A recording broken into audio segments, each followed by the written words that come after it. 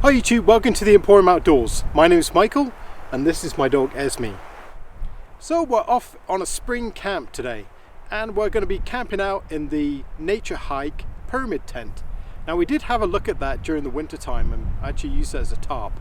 But this time around I'm going to use the whole tent and see how we go with that. I did note last time it was a little small, so I'm hoping I can squeeze inside. But I'd like to give you a good view of that. It's something I hadn't fully finished off, taking a look at previously. So spring has arrived, but there are some snow patches still on the ground. And the ground is very soft, but the Argo's doing a really good job. It's not quite as wet as I thought it would be, but there are some puddles that we had to go through, which again, for an Argo, is not that big a problem. Obviously, we have removed the tracks now. It runs actually much better without the tracks. The tracks are great in the right situations, but the plastic ones aren't really designed, I think, for using all year round, unlike the rubber ones. So we are testing out some improvements on the Argo. I bought these coal pin pincher style mounts. They're for fishing rods or guns or whatever. I'm actually using it to hold my tripod. It seems to work pretty good. However, the actual plastic split already. Just when I was putting them on. I didn't over tighten them or anything like that, but that's pretty poor. I'll have to see if they fail and I'll probably return them and get other ones, but yeah, I was very careful not to over tighten them and they broke anyway, so not super great. So I've just moved out of the wind because it's pretty noisy today behind this beautiful pine tree, but I'm trying out a new pack. So this isn't kind of the front type pack that I normally wear. This is something different. So this is a rear type of pack. This is a Helikon-Tex Foxtrot. Is it Foxtrot? This is the Helikon-Tex Foxtrot MK2 belt rig. So this is the Helikon-Tex Foxtrot MK2 belt rig, and it has obviously a shoulder harness and pouch in the rear. So this is not really ideal for riding on a UTV with, but I'm actually testing it out. I want to see if this is going to be comfortable. I plan to do a lot more hiking this year, and I'm going with a kind of modular system. So this is going to be the main basis for that system, and then I'll kind of show you the rest once I actually get it all together. But so far it's been very comfortable. I've got all my stuff in the back and then some, so it does have a lot of storage, and I'll take you through that shortly.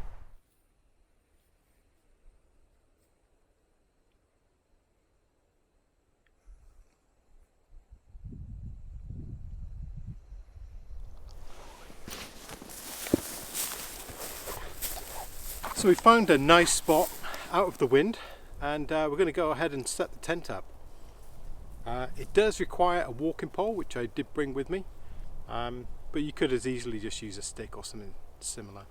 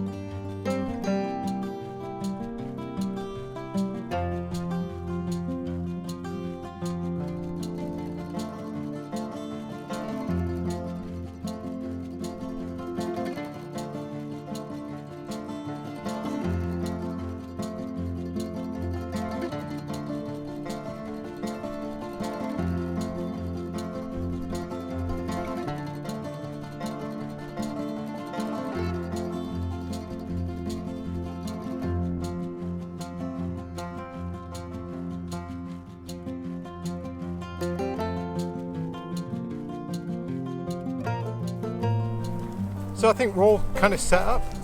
I did put some extra guy lines on the back because it is kind of windy and I don't want that to kind of fold in. I could maybe put some on this side too, but we'll see how that goes. So we'll just take a quick walk on the outside.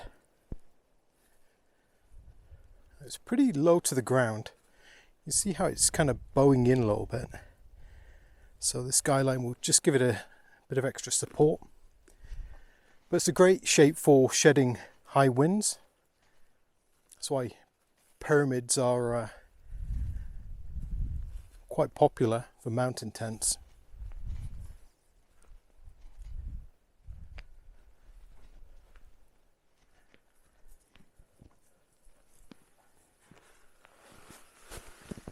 So it's a single pole in the center.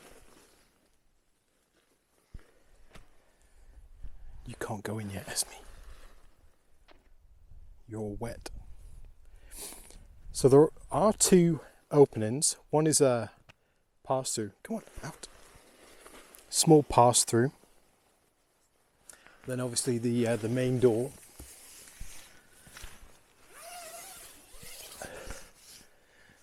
So I've just adjusted the inner tent so it's a little tighter. And let's head inside. You can see my feet there.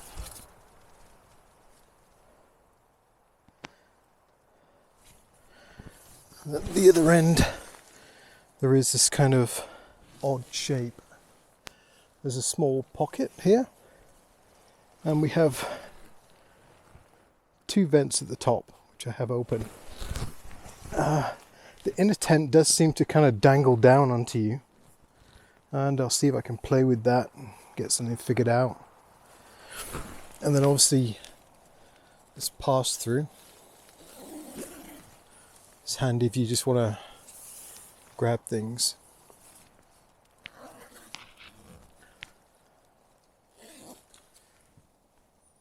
I think that should work for Esme and I for a night. Wouldn't want to spend too many days in this thing, but we shall see. Like I say, if I spread out, seems fine. I would say for anyone over kind of 5'9", this would be a little small. I think I'm right on the limit of the size.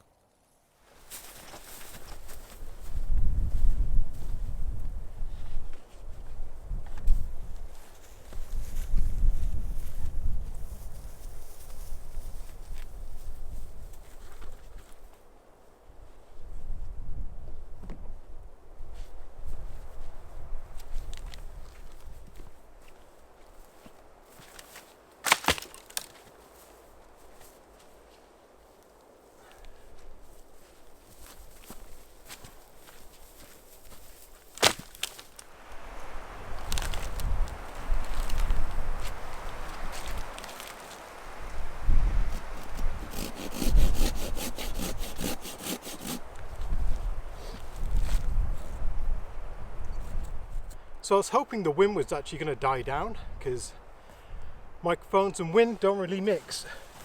But I'm just going to go ahead anyway. So a couple of new things that I picked up is I bought myself a whoopee. I went to a local surplus store and they had these in for $35 Canadian. And it's the nice one as well with the zip.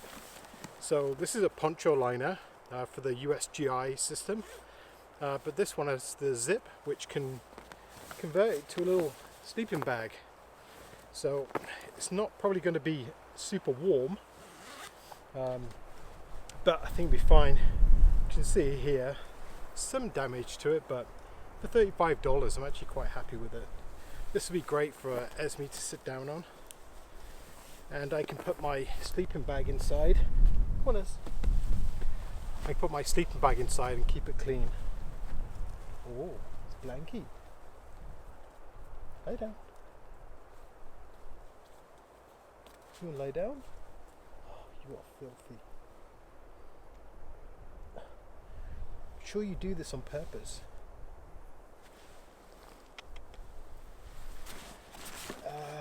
And I have my new sleeping bag. It's actually just a quilt. This is from Mastrop. I think it's a -7 °C quilt,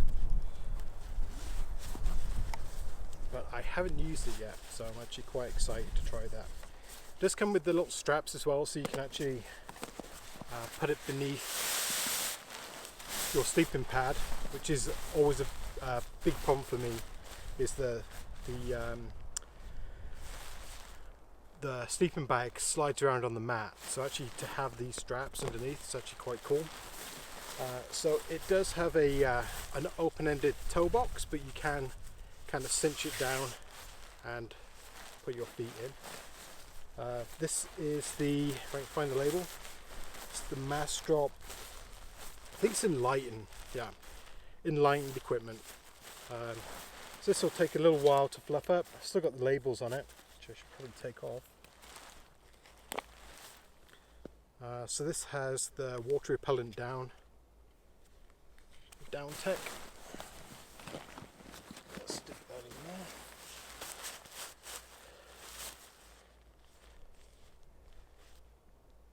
So this is a 20 Fahrenheit, which I think is -7, I think.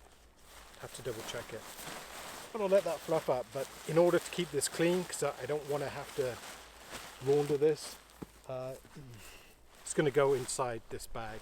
So we can both share that. And I have my sleeping mat, which is the Sea to Summit. Let's get organised.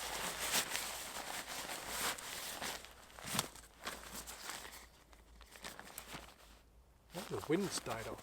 That's pretty cool. So this is the Sea to Summit ultralight.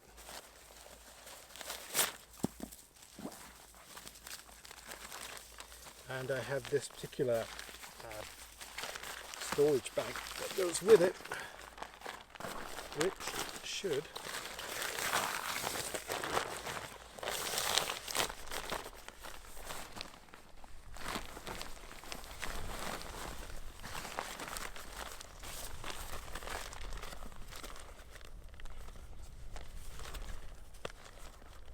pull this one out.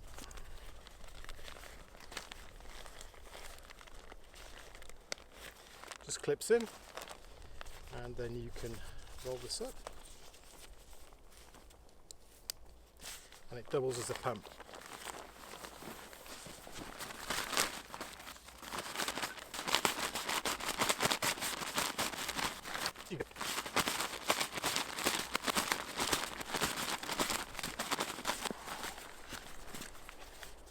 Because it has a one-way valve, it doesn't deflate straight away. There we go. A little bit crinkly. Then I was going to actually put this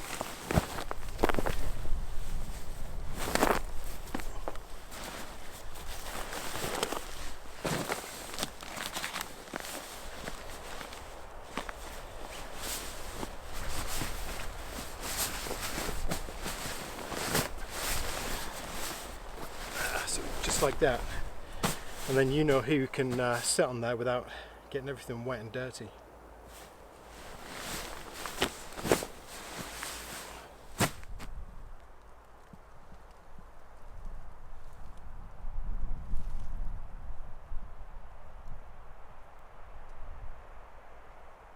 So as you know, I like to use drone footage in my videos from time to time, and I've been using the Mavic Pro for a couple of years now. And it was working out great, but I wanted to upgrade to something that was a bit easier to control and a little bit smaller. So I actually bought this is the Mavic Air. So look how small that is. It's slightly bigger than the controller. So this guy is like super compact. Let's see if I can figure this out. Has a very similar camera. It's a 4K camera. These little things flick down, and this is a little cover So that's the drone, and the controller is a simplified version of the Mavic, but something kind of interesting with this too. So the little joysticks, if you can see that, actually screw on independently, so it keeps it flatter. It's kind of cool. So it's not quite as advanced perhaps as the Mavic Pro. Like I say, it does 4K 30, but the reason I wanted it is you can actually control it with gestures. So I can send it up, tell it where to move just with my hand, start and stop the filming, because sometimes it's really difficult to keep an eye on the drone, put it where I want to without kind of looking down and trying to figure out, so you guys see me struggling with the drone, which kind of defeats the purpose of, you know, trying to get the drone shots. I want it to look fluid and natural.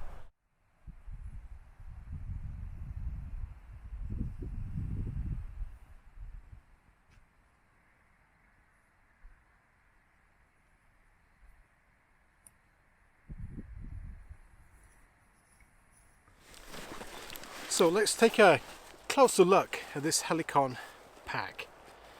So first of all, it's actually pretty good quality. I do like the Helikon brand. From what I've seen so far, they actually make pretty good stuff. I've not had a problem with any of the products I've actually purchased myself. The stitching's always good. The products are pretty well thought out. I wouldn't say they're military grade, but they're pretty hardy. I'd say they're along the lines of a Maxpedition, something like that. So this pack obviously has a set of suspenders. It's pretty much as you would expect. You've got possibly quite a lot of weight, and you need to actually offset that with some sort of harness system. I tend to like this type of setup, being ex-military. Having something around your waist feels normal for me. I don't like carrying heavy weights, and when they're actually dispersed around your hips, I find that comfortable. Like I say, I plan to do some backpacking this year, more than I did last year, and one of the ways I'm going to do that is to actually lighten my load considerably, and also to break it down. So it's going to be a modular system. So I'll wait till my other parts come in before I kind of show you exactly what that is. But as you can see, it's pretty well made. Has a nice pad on the back. The straps are all sewn well. I think it's 1,000 Cordura, but I'll put the stats up. Good hefty buckle. With the buckle though, I wish they would have gone with the system where you can pull from the other side. I don't really like this type. I prefer it when you can pull from the outside and actually tension it in. I'll figure something out with that, but it's pretty strong stuff. That's at least what, 2 inches of webbing, so it's not lightweight in any way. The side pockets, they can hold a Nalgene, and that's what I tend to carry all my water in, is a couple of Nalgenes. It does have tie down on the top, and obviously a carry handle. There is also some bungee, so if you had a water bottle or something else that you want to put in there, there's an elastic to hold it down. And on the bottom as well, there's some tie down straps, so if you had some sort of bedroll, or my poncho liner would be perfect to just go under that. Moving into the pack, there is a pocket on the front. I have some admin stuff in.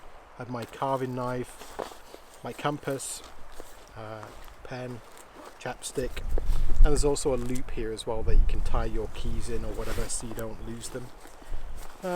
It's a smaller type of area, but for stuff you need to get to quickly.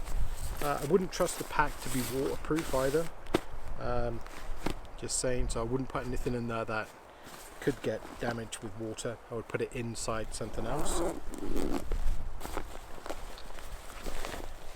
So the main pouch is basically one big area, but there is a mesh pocket on the top lid and also a mesh pocket on the inside front as well, which I had stuff in, and the rest of it is I've got all my stuff just dumped in there. So I'll just show you how messy that is. That's not ideal. I think I probably need to organize that differently. I've got other pouches, but whenever you're putting things in pouches, in bags, you're adding continually to the weight. All this stuff, I don't mind if it bounces around in there too much. I think that's fine. There is a Velcro panel, hook and loop on the back, and if you do have, these are some of my favorite little Maxpedition pouches. This is my fire pouch, for instance. Keep all my firelight and stuff. So if you do have stuff like this, you can Velcro it to the back, which actually makes a lot of sense. And then, yeah, it's big enough for everything. Like, I just have stuff floating around. I don't know whether putting some sort of divider in there would help, or not really sure. But so far so good. I find it very comfortable to use. You'll be seeing much more of this pack, probably not in the Argo. I brought it with me today just to kind of test it out. We went for a bit of a walk, and I'm just trying to figure out how the whole thing works. The adjustments on the back, you can, it's a Velcro, so you can adjust the straps at the back. There is a chest strap too. I've got my Leatherman just on the strap here, and there are some D-rings as well, so if you want to hang stuff off your D-ring. And there's some molly on the top of the strap, and there's also molly on the side too. So if you do have anything molly compatible, you could probably put that on there. Be a great place for a little pouch or something like that. But yeah, so far so good. This is the natural green, I think it is. I actually like this a lot. It's in this pouch. I've got my 12 gauge shells. It's bird season at the moment. They're all waking up and they're probably a little bit hungry. So I've got a Esme side snack that I'm sure they would quite happily munch on. So we have to be a little bit careful. During our walk, we actually saw some wolf, I think, scat, or maybe a large coyote, something like that. But they were traveling up and down here. You could see like there's a thoroughfare and there's plenty of sign along there. So yeah, animals are waking up. So let me know what you think of the pack. As always, I put a link in my Amazon influencer page, so if you're interested in something like this, then there'll be a link for you to go purchase one if you wish, and that helps support the channel too.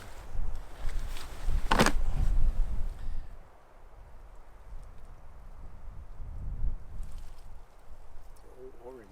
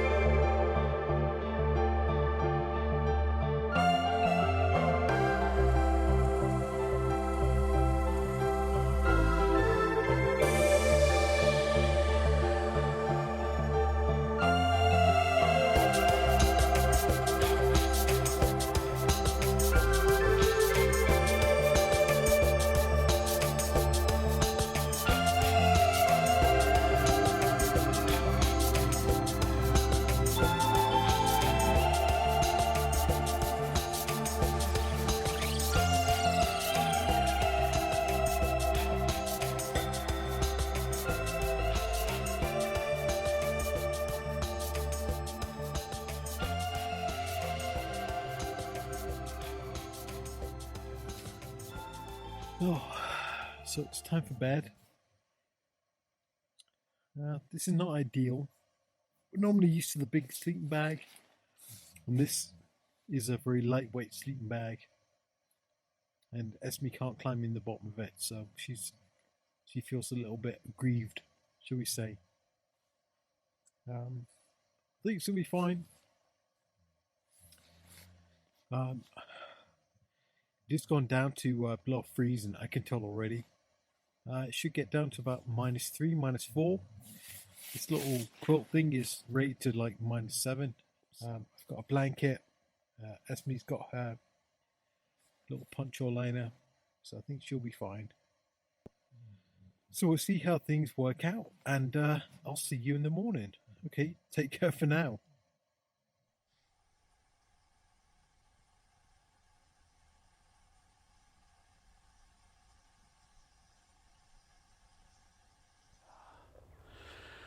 So things aren't terribly good this morning. I started to feel pretty sick in the night, and I have a very sore throat, which I've had a couple of years ago. I can feel it through all my my throat, my ears too.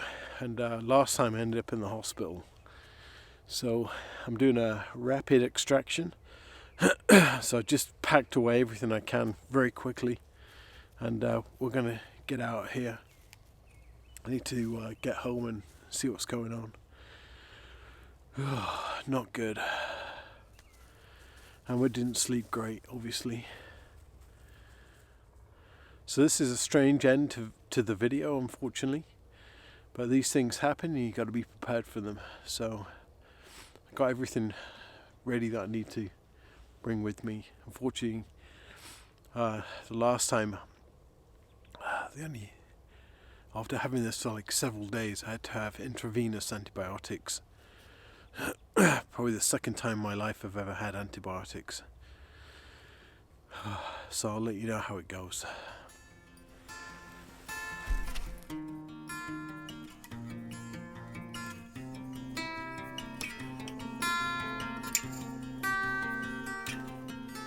Well, everything worked out in the end. I managed to get home safely, and I was sick for 3 or 4 days afterwards, but made a full recovery without having to visit the hospital. And as my grandmother used to say, what doesn't kill you will eventually. Don't touch a gift horse in the mouth, and a rolling stone always gets lost. So until next time, take care.